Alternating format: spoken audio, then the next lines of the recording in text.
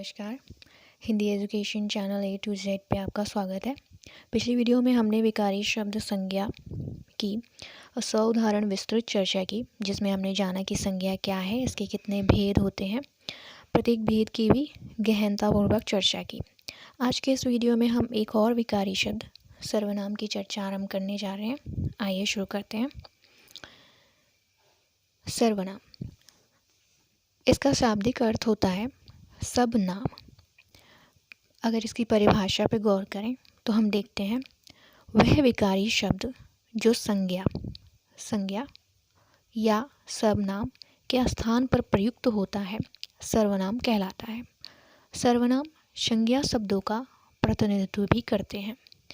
पिछली वीडियो में हमने जाना था कि संज्ञा एक विकारी शब्द है और जितने भी नाम होते हैं वे सभी संज्ञा होते हैं। अब उन सभी नामों के स्थान पर प्रयुक्त होने वाले जो शब्द हैं वे ही सर्वनाम कहलाते हैं। यानी कि जो सर्वनाम है वो संज्ञा शब्दों का प्रतिनिधित्व करते हैं। उदाहरण के तौर पर गीता ईमानदार लड़की है, वह एक अध्यापिका भी है। गीता संज्ञा है। गीता जो शब्द है किस प्रकार का संज्ञा है, तो यह एक व्यक्ति या इंसान का नाम है, तो ये क्या हो गया, व्यक्तिवाचक संज्ञा हो गया। अब इस संज्ञा के स्थान पर वह का प्रयोग हो रहा है। वह एक अध्यापिका भी है। यहीं पर गीता लिखा हुआ है, गीता ईमानदार लड़की है, और पुनः हम लिखें गीता एक अध्यापिका भी है। तो इस प्रकार से दो बार गीता ना लिख करके गीता के स्थान पर यानी कि संज्ञा के स्थान पर हम वह शब्द यानी कि सर्वनाम शब्द द्वारा अपनी बात की अभिव्यक्ति कर रहे हैं कि वह एक अध्यापिका भी है। तो इस प्रकार से जो संज्ञा शब्द हैं उन्हीं के स्थान पर प्रयुक्त होने वाले शब्द सर्वनाम कहलाते हैं। अब क्योंकि संज्ञा से विभिन्न प्रकार के व्यक्ति, वस्तु, स्थान और भाव, इन सब नामों की अभिव्यक्ति हो ही जाती है, तो सर्वनाम की आवश्यकता क्यों पड़ी, क्या ज़रूरत हो गई कि सर्वनाम की आवश्यकता पड़ गई। तो देख लेते हैं कि सर्वनाम की आवश्यकता क्यों पड़ी। सर्वनाम संज्ञा को पुनरुक्ति दोष से बचाता है। किस प्रकार से, उदाहरण से समझते हैं। कविता दिल्ली में रहती है। कविता दिल्ली विश्वविद्यालय में पढ़ती है। कविता 3 बहनों में सबसे बड़ी है। अब आप यहाँ पे देखिए कि बार बार एक ही शब्द के प्रयोग से कथन की नवीनता नष्ट हो जाती है और एक प्रकार का उबाऊपन आ जाता है। यानी कि कविता कविता कविता बार बार एक ही शब्द के प्रयोग से जो कथन है उसका सौंदर्य बरकरार नहीं रह पाता है। इसी के स्थान पर अगर हम लिखें कि एक बार हमने परिचय करा दिया कि किसकी बात हो रही है, तो हमने कहा कविता दिल्ली में रहती है। अब यहाँ पर कविता ने लिख करके हम लिख सकते हैं वह दिल्ली विश्वविद्यालय में पढ़ती है और वह 3 बहनों में सबसे बड़ी है। तो इस तरह से भी वही बात की अभिव्यक्ति होती है और कथन का जो एक बार बार किसी शब्द के रिपीट होने से, बार बार दोहराव होने से जो उसकी नवीनता नष्ट होती है वह भी बच जाता है। तो सर्वनाम जो है कथन में एक ताजगी लेकर के आता है, उसके सौंदर्य को बरकरार रखता है। दूसरा बिंदु देखते हैं, वाक्य की सुंदरता को बनाए रखने के लिए सर्वनाम की आवश्यकता पड़ती है। केवल संज्ञा शब्दों के प्रयोग से बड़े छोटे आदर अनादर सूचक शब्दों का पता नहीं चल पाता है। उदाहरण के लिए तू, तुम, आप।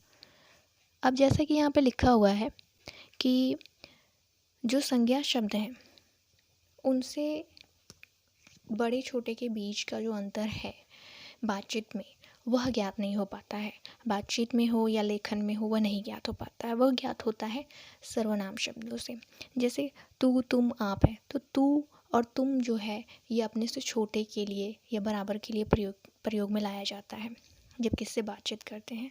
लेकिन जो आप है वो अपनों से बड़ों के लिए या जिनको हम सम्मान देना चाहते हैं उनके प्रति आप कहकर संबोधन किया जाता है। तो इस प्रकार से सर्वनाम जो शब्द हैं वो आदर सूचक और छोटे बड़े के फ़र्क को बताने में समर्थवान है। आगे बढ़ते हैं।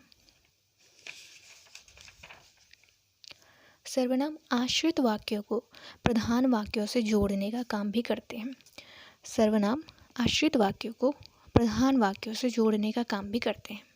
अब यह जो बिंदु है कि सर्वनाम की आवश्यकता के संदर्भ में, तो इसे यहाँ पर यह जानकारी के लिए लिख दिया गया है, किंतु जब हम वाक्य बिंदु पढ़ेंगे तो यह बिंदु बहुत अच्छे ढंग से स्पष्ट हो जाएगा, क्योंकि यहाँ आश्रित वाक्य और प्रधान वाक्य का जिक्र हुआ है जो वाक्य के दौरान ही समझाए जा सकते हैं। आगे देखते हैं सर्वनाम के भेद। तो सर्वनाम के कुल कितने भेद हैं? सर्वनाम के कुल 6 भेद हैं। कौन कौन से भेद हैं? तो पुरुषवाचक सर्वनाम, निश्चयवाचक सर्वनाम, अनिश्चयवाचक सर्वनाम, संबंधवाचक सर्वनाम, प्रश्नवाचक सर्वनाम और अंतिम निजवाचक सर्वनाम। पहला भेद है पुरुषवाचक सर्वनाम, जिसके 3 भेद हैं, उत्तम पुरुष, मध्यम पुरुष और अन्य पुरुष। इसकी परिभाषा देख लेते हैं। वह सर्वनाम जिससे बातचीत करने वाले या लेख के क्रम में बोलने वाले, सुनने वाले या जिसके विषय में कहा जाए उसका ज्ञान हो, तो उसे पुरुषवाचक सर्वनाम कहा जाएगा। परिभाषा के अनुसार पुरुषवाचक सर्वनाम से अभिप्राय उस सर्वनाम से है जो यह बताए कि बातचीत के दौरान बोलने वाला कौन है और सुनने वाला कौन है तथा किसके बारे में जिक्र हो रहा है, किसकी बातचीत चल रही है। तो उदाहरण से इस बात को समझते हैं। मैंने तुम्हें उसकी पुस्तक दी। मैंने तुम्हें उसकी पुस्तक दी। अब जो यहाँ पर मैंने शब्द है, मैंने सर्वनाम है, वह बोलने वाले, व्यवहार करने वाले व्यक्ति की सूचना दे रहा है। और जो यहाँ पर तुम्हें है, तुम्हें यानी कि जो सुनने वाला व्यक्ति है जिसे बात कही जा रही है उसकी सूचना दे रहा है। उसकी जो शब्द है यह किसी तीसरे व्यक्ति यानी कि जिसके संदर्भ में बात की जा रही है उसकी सूचना दे रहा है। तो इस प्रकार से वे शब्द जो बोलने वाले, सुनने वाले और जिसकी चर्चा की जा रही है, जिसके बारे में कहा जा रहा है उस व्यक्ति की सूचना दे, तो ये सभी शब्द जो हैं पुरुषवाचक सर्वनाम कहलाते हैं। वाक्य को एक बार पुनः पढ़ते हैं। मैंने तुम्हें उसकी पुस्तक दी। इसकी व्याख्या देखिए। इस वाक्य में मैं कहने वाले, तुम सुनने वाले तथा उस जिसकी चर्चा चल रही है उसके लिए आया है। अतः मैंने, तुम्हें, उसकी, ये तीनों पुरुषवाचक सर्वनाम हैं।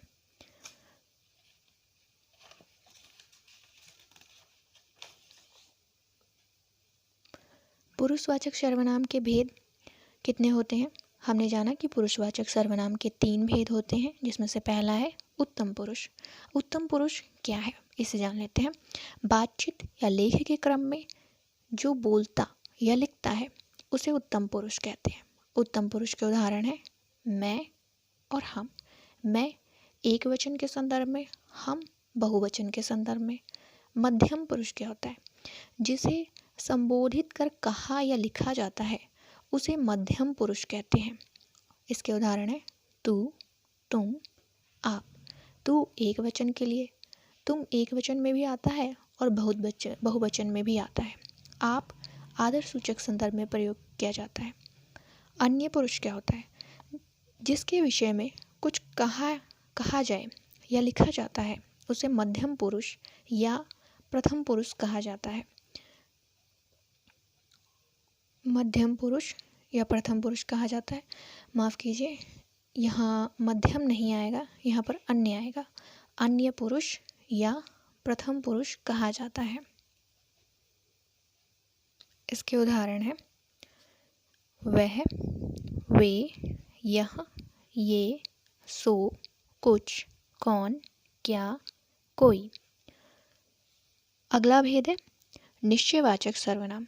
वे सर्वनाम शब्द जिनसे किसी निश्चित व्यक्ति, वस्तु या घटना का बोध होता है उसे निश्चयवाचक सर्वनाम कहते हैं।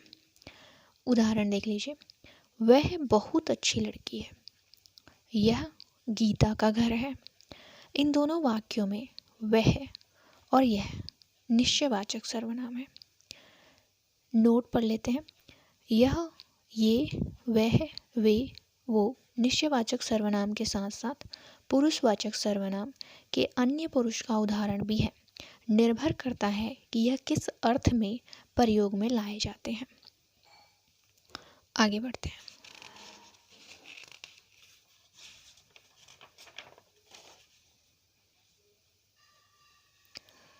अगला भेद है अनिश्चयवाचक सर्वनाम।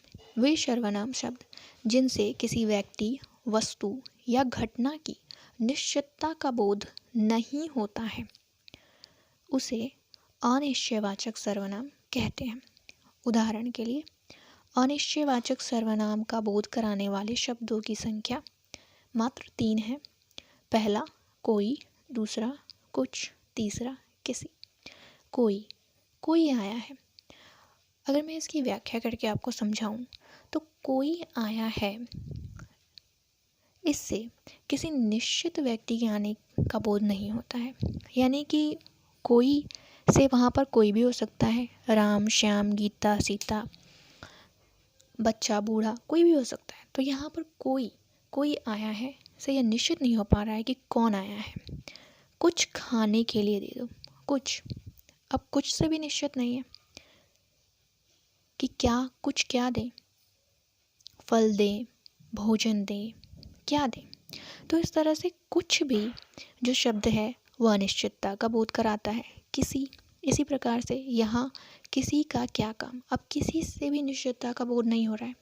किसी, अब किसी से क्या पता चल रहा है कि क्या वो इंसान है या जानवर है या क्या। तो ये जो तीनों शब्द हैं इससे अनिश्चितता का बोध होता है, निश्चितता का बोध नहीं होता है, इसलिए इन्हें अनिश्चयवाचक सर्वनाम कहा जाता है। अगला भेद है संबंधवाचक सर्वनाम। वे सर्वनाम शब्द जो संबंध का बोध कराते हैं संबंधवाचक सर्वनाम कहलाते हैं। संबंध कारक की विभक्तियां निम्नलिखित है। का, के, की, रा, रे, री, ना, ने, नी। संबंध कारक की इन विभक्तियों को पुरुषवाचक के तीनों भेदों उत्तम, मध्यम और अन्य पुरुष में जोड़कर संबंधवाचक सर्वनाम शब्द बना लिए जाते हैं। किस प्रकार से, उदाहरण से समझते हैं। उत्तम पुरुष हमने जाना कि मैं और हम। उत्तम पुरुष के उदाहरण है मैं एक वचन में और हम बहुवचन में प्रयोग में लाया जाता है। तो मैं जो है उसमें हम कारक विभक्तियां जोड़ सकते हैं, जैसे रा जोड़ करके, रा, रे, री जोड़ करके मैं में मेरा, मेरी, मेरे बना लिया गया। हम में हमारा, हमारी, हमारे बना लिया गया। अपना में अपना, अपने, अपनी। इस प्रकार से इसमें संबंध कारक की विभक्तियों को जोड़ करके संबंधवाचक सर्वनाम बना लिए गए। उत्तम पुरुष के बाद मध्यम पुरुष के उदाहरण देख लेते हैं। मध्यम पुरुष के उदाहरण होते हैं तू, तुम और आप। इसमें भी संबंध कारक की विभक्तियां जोड़ ली गई हैं, जैसे तुम्हारा, तुम्हारी, तुम्हारे, आपका, आपकी, आपके, तेरा, तेरी, तेरे। मध्यम पुरुष के बाद अन्य पुरुष उसका, उसकी, उसके, इसका, इसकी, इसके, इनका, इनकी, इनके, जिसका, जिसकी, जिसके इत्यादि। इन्हीं का हम उदाहरण में प्रयोग करके देखते हैं। जिसकी लाठी, उसकी भैंस। अब जिसकी और उसकी, जिस जो है और उस जो है, जिस शब्द, उस शब्द, ये दोनों शब्द सर्वनाम है। की संबंध कारक है और इन्हें जोड़ करके जिस सर्वनाम में की शब्द जोड़ करके, यानी कि की संबंध कारक जोड़ करके जिसकी बना लिया गया और हमने इसे बना लिया संबंध बोधक सर्वनाम। किस प्रकार से, पुनः एक बार व्याख्या कर देती हूँ। जिस और उस ये दोनों शब्द सर्वनाम है। की संबंध कारक है। सर्वनाम और संबंध कारक जोड़ करके जिसकी उसकी नए शब्द बनाए गए और ये बन गए संबंध बोधक सर्वनाम या संबंधवाचक सर्वनाम। अगला भेद है प्रश्नवाचक सर्वनाम। वे सर्वनाम जो प्रश्न का बोध कराते हैं प्रश्नवाचक सर्वनाम कहलाते हैं। प्रश्न का बोध कराने वाले शब्द निम्नलिखित हैं। कब, क्या, क्यों, कैसे, कहाँ, किसे। उदाहरण, तुम्हारा नाम क्या है, प्रश्न चिन्ह साथ में लगा हुआ है।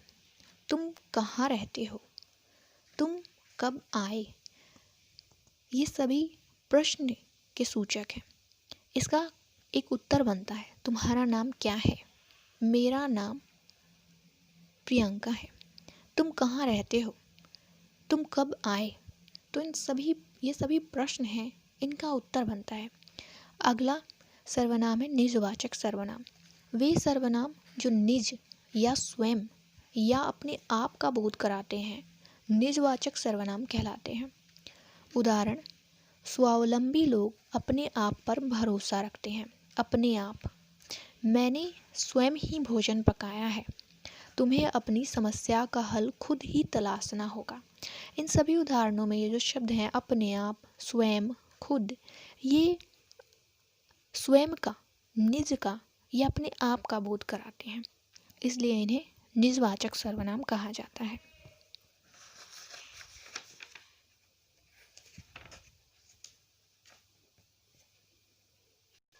इस प्रकार से हमने जाना कि सर्वनाम क्या है और सर्वनाम के कितने भेद हैं, कौन कौन से भेद हैं।